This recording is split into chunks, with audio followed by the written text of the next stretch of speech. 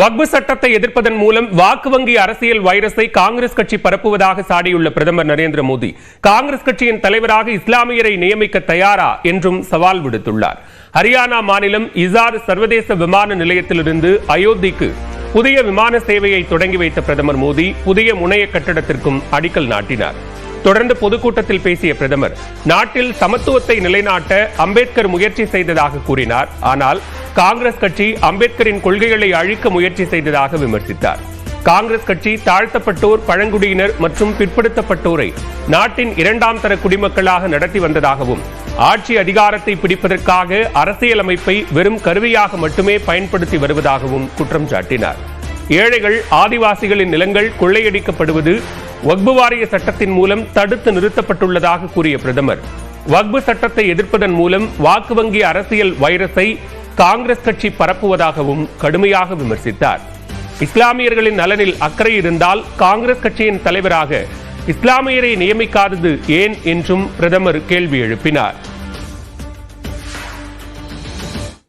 வெறுப்பரசியலை விட அன்பை விதைக்கும் அரசியல்தான் வலுவானது என்று முதலமைச்சர் மு க ஸ்டாலின் தெரிவித்துள்ளார்.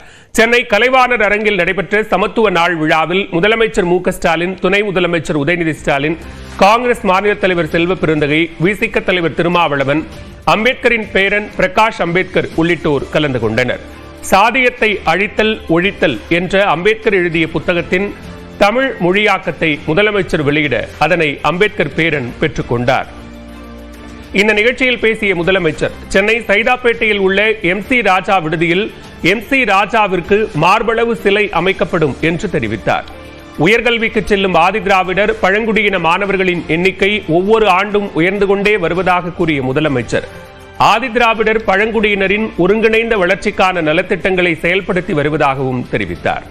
சமத்துவத்தை நோக்கி நமது சமூகம் நகர வேண்டும் என்ற அடிப்படையில் நமது முன்னெடுப்புகள் இருப்பதாகவும் முதலமைச்சர் கூறினார். சாதிய ஏற்றத்தாழ்வுகள் இல்லாத சமத்துவ சமுதாயத்தை அமைக்கணும். இதுக்கான மாற்றம் தனி மனிதர்கள தொடங்கி சமூகத்தோட ஒட்டுமொத்த எண்ணமா வெளிப்படணும். அப்போதுதான் ஆயிரம் ஆண்டுகளாக இந்த மண்ணிலையும் மக்களுடைய மனசிலையும் இருக்கிற ஏற்றத்தாழ்வுகளை நீக்க முடியும். ஆயிரக்கணக்கான ஆண்டுகள் கொண்ட வரலாற்றில் கடந்த 100-200 ஆண்டுகளாக நாம் அடைந்திருக்கக்கூடிய வளர்ச்சியும் வெற்றியும் சமூக மாற்றமும் கொஞ்சம்தான். நமக்குள்ள ஏற்பட்டிருக்கக்கூடிய முற்போக்கு சமத்துவ எண்ணங்களும் சிந்தனைகளும் எல்லாருக்கிட்டையும் ஏற்படணும். அதுக்காக நாம் ஓயாம ஒழிக்கணும். வெறுப்பு அரசியலை விட அன்பை விதைக்கக்கூடிய அரசியல் தான் வலுவானது, ஆற்றல் வாய்ந்தது. நமது உழைப்பால் சமூகத்தில் எஞ்சியிருக்கும் சில கொடுமைகளையும் முறியடிப்போம் என்றும் முதலமைச்சர் சூளுரைத்தார். எதிரிகளுடைய பரப்புரைகளையும் அடையாளம் கண்டு கொண்டாலே அந்த தடைகளை உடைக்கிறது எளிதாகிவிடும். இந்த சமூகத்தில் அங்கங்க நடக்கிற ஒரு சில பிற்போக்குத்தனமான செயல்களை காட்டி இதுதான் பெரியார் மண்ணா, இதுதான் அம்பேத்கர் மண்ணான்னு நீலிக்கண் வெடிக்கிறவங்களுடைய எண்ணம் என்ன தெரியுமா? இந்த மண்ணில இந்த கொடுமைகள் இன்னும் தொடருது என்ற கவலை கிடையாது. அவங்களுடைய எண்ணம் நீங்க மாற்றத்தை விதைச்சிட்டுதான், பயன்படுத்திட்டுதான் பெருமைப்படக்கூடிய மண்ணில இன்னமும் எங்களுடைய பழமைவாதமும் பிற்போக்குத்தனமும் அடக்குமுறை இருக்குன்னு காமிக்கிறது ஆனதுதான் அந்த பேச்சு. நம்முடைய உழைப்பால சமூகத்தில் எஞ்சி இருக்கக்கூடிய இந்த கொடுமைகளையும் நிச்சயம் களையெடுப்போம். முன்னதாக சென்னை சைதாப்பேட்டையில் MC ராஜா கல்லூரி மாணவர் விடுதி வளாகத்தில் 44,50,00,000 ரூபாய் செலவில் 10 தளங்களுடன் கட்டப்பட்ட ஆதிதிராவிடர் மற்றும் பழங்குடியினர் கல்லூரி மாணவர்களுக்கான புதிய விடுதி கட்டணத்தை முதலமைச்சர் மு க ஸ்டாலின் திறந்து வைத்து பார்வையிட்டார். அங்குள்ள மாணவர்களுடன் முதலமைச்சர் கலந்துரையாடினார்.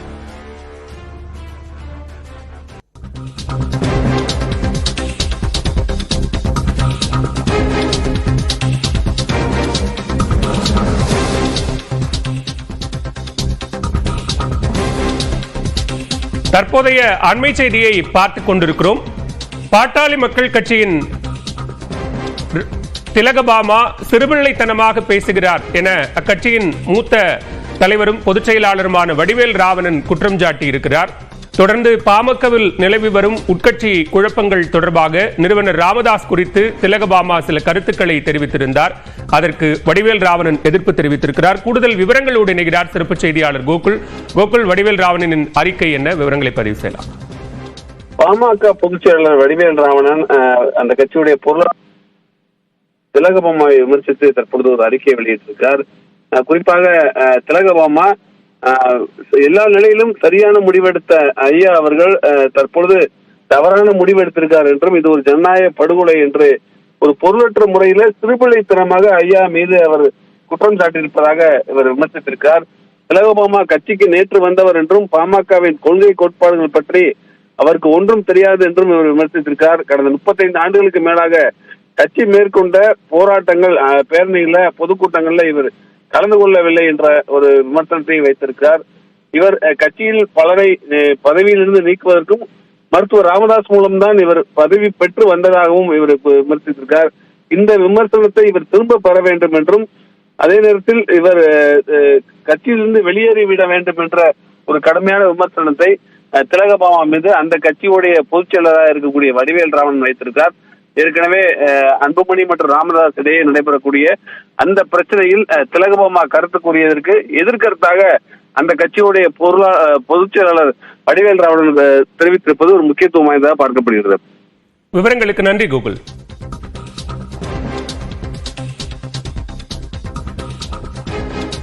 தமிழக மக்களின் நலன் மற்றும் சமத்துவத்தை பாதுகாக்க முதலமைச்சர் மு க ஸ்டாலின் போராடி வருவதாக விசிக தலைவர் திருமாவளவன், காங்கிரஸ் மாநில தலைவர் செல்வப்பெருந்தகை ஆகியோர் பாராட்டு தெரிவித்துள்ளனர்.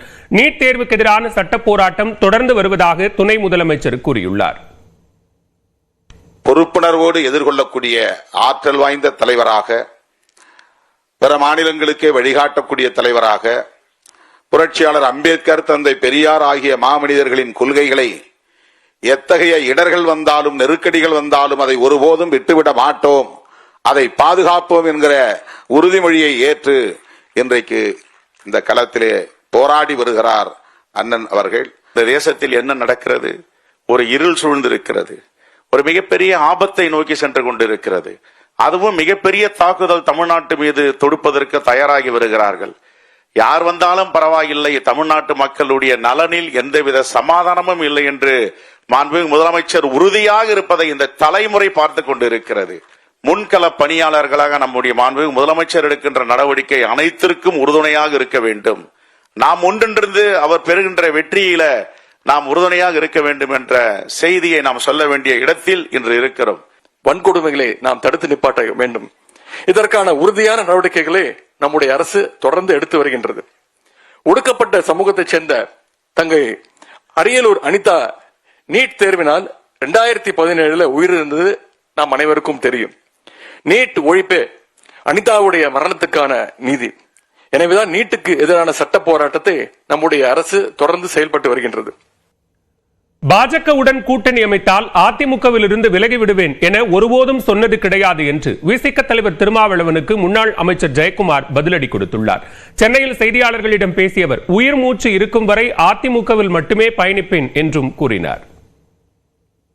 பிஜேபி கூட்டணி அமைந்தால் விலகுவதாக சொன்னார் என்று சொல்லி அவருடைய கருத்து சொன்னார். அவரு நான் எந்த நேரத்திலையும் நான் அது சொல்லவே இல்லை.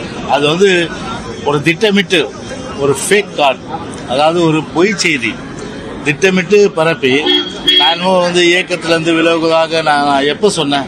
நான் உங்களுக்கு அப்படிதான் தெரியும் இல்லையா? ஆனா ஒரு சொல்லாத, ஒரு நினைத்து கூட பார்க்க முடியாத அந்த செய்தியை வேண்டுமென்று சமூக வலைதளங்கள்ல இந்த 4 நாளா பாத்தீங்கன்னா ட்ரெண்டிங்கா பாத்தீங்கன்னா எல்லாம் மீம்ஸ் போடுறது, அதே போன்று கார்டு போடுறது, இந்த வேலை.